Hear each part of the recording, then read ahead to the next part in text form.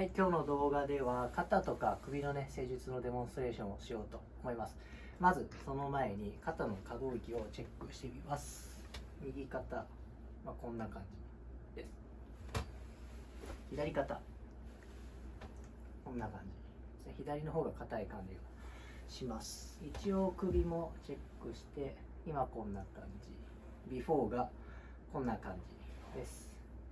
で、左の方が可動域硬いんですけど、原因は右の方にあるかなと思います。今この下僧帽筋とかを今やってます。ちょっと左向いて、ちょうど肩の下からこうやって入れてるような感じです。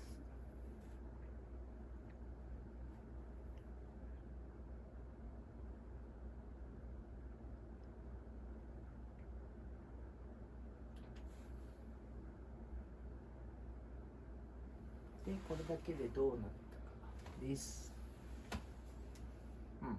だいぶ変わってます。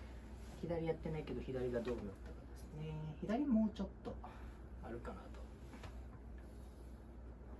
で、鎖骨のリンパを流しておいて、ちょっと脇開いて、閉じて、次脇のリンパ流します。リンパ流すだけでも可動域変わることがあるので、しょっちゅうやります。で、これだけで変わったのかどうか。ちょっと可動域が上がりました。で、首もチェックしておきます。結構上がってます。右、こっち側がもうちょっと硬い。今、僧帽筋の真ん中とかをやってます。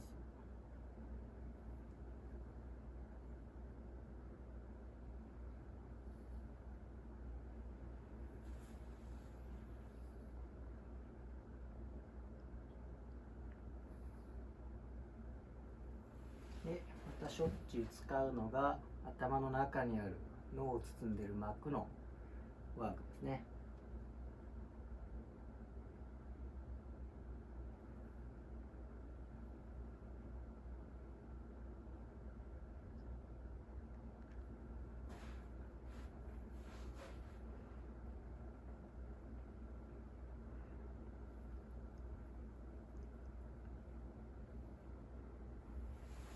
で、これだけで変わったのかですね。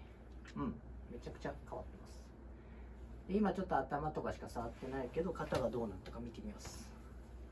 だいぶ上がるようになってます。左も。右は、右もだいぶ変わってるので、もう一回脇開いて、閉じて、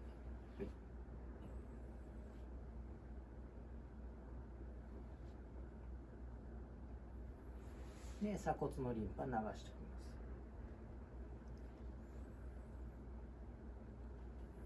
で、首のチェックします。もうちょっとかな。もうちょっと次、斜角筋っていう筋肉をやってます。ここ硬くなると首の可動域悪くなるので。